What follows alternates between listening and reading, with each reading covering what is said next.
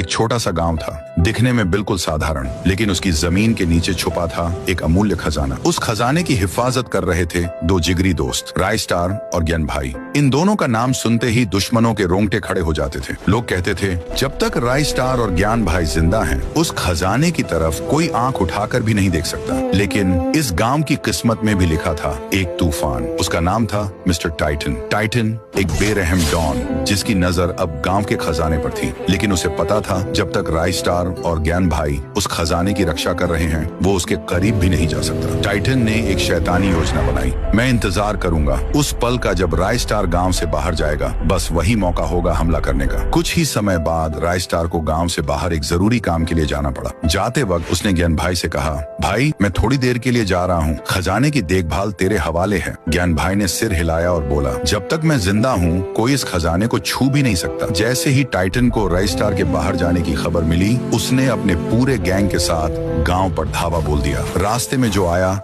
Titan ने उसे बेरहमी से मार गिराया। आखिरकार वो खजाने के सामने पहुंचा, लेकिन तभी ज्ञान भाई सामने आ गया। रुक जा टाइटन, मेरे रहते तू इस खजाने को हाथ नहीं लगा सकता। टाइटन गरजा, हट जा मेरे रास्ते से, वरना अंजाम बुरा होगा। ज्ञान भाई नहीं हटा। टाइटन ने अपनी बंदूक निकाली और गोली चला दी। ज्ञान भाई जमीन पर गिर पड़ा। टाइटन ने सारा खजाना उठवाया और अपनी गाड़ियों में भरवा लिया। कुछ ही देर बाद रायस्टार वापस गांव पहुंचा। चारों तरफ लाशें बिछी हुई थीं, जलते हुए घर, रोते हुए लोग, और तब उसकी नजर पड़ी ज्ञान भाई पर। ज्ञान भाई अंतिम सांसें ले रहा था। किसने किया ये सब? रायस्टार चीखा। ज्ञान भाई ने कांपते हुए हाथ से इशारा किया और बोला, वो टाइटन था। और ये कहते ही ज्ञान भाई ने आखिरी सांस ली। रायस्टार की आंखों में आंसू नहीं, आग थी। जिसने भी ये किया है, मैं यूज छोड़ूंगा नहीं। टाइटन अपने अड्डे में बैठा खजाने की चमक में खोया हुआ था। तभी उसके एक आदमी ने खबर दी, बॉस रायस्टार आ रहा है। टाइटन मुस्कुराया और बोला, बस उसी का इंतजार था। रायस्टार आया,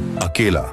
टाइटन चिल्लाया, तेरे दोस्त को मारकर अच्छा किया, अब तेरा भी वही हाल होगा। रायस्टार दहाड़ा, आज तेरा हिसाब पूरा होगा। टाइटन। दोनों के बीच जबरदस्त लड़ाई छिड़ गई। गोलियों की आवाज, बम के धमाके, धुएं और आग से पूरा इलाका गूंज उठा। जब धुआं छंटा, टाइटन जमीन पर पड़ा था और रायस्टार अपने गांव की राजगद्दी जैसी कुर्सी पर बैठा, एक राजा की तरह।